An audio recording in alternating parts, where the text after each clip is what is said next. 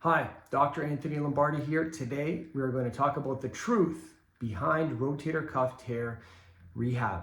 Well, let me set the stage. You've been having shoulder pain for 2 months, so you go to your family physician and he or she sends you for an ultrasound and they find a rotator cuff tear. Back to your family physician and they say go to physical therapy or go to physiotherapy. And you're there for 11 or 12 weeks and maybe it helps you or maybe it doesn't.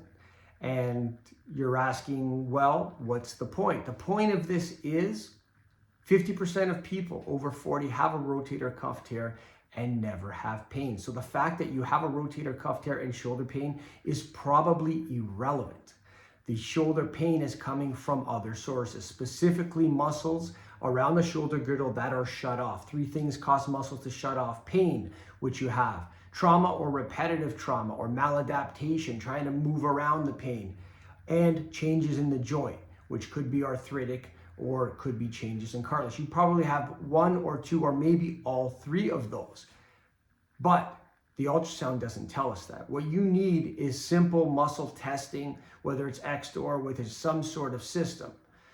What happens is when they come and see me or someone who uses a combination of manual work and rehab, we see that right away and instantly we activate those muscles or shut off. So what happens? Rehab exercises that you do at home work that much faster. And you come in for 2 or 3 visits, you do exercise every day at home, and instead of feeling better in 11 or 12 weeks, you're feeling better in 2 weeks or 3 weeks with full strength. Now, your question is, well, why isn't this happening at traditional physiotherapy? Well, one of 2 reasons. One, they may not be aware that there's a better way. They feel comfortable doing it their way. And I know some people are going to watch this and I'm going to catch some shade for this, but it's true. Why do you have to see a patient for 12 weeks for a rotator cuff tear? It's totally unnecessary. The second reason it might happen is because that business may be following a certain business model where it is suits them the best, because fixing someone in 2 or 3 weeks may not be the best business model. I think it is, because I get a lot of referrals from the patients that are happy with their treatment. So, number one, if you have a rotator cuff tear on ultrasound, don't freak out. It's fine.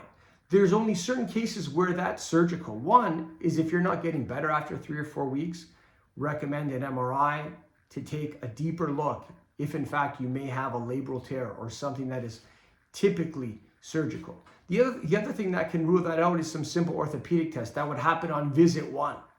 And if those are negative, then we know we're going to treat it conservatively, in which case in 3 or 4 weeks, you'll be back at it playing pickleball.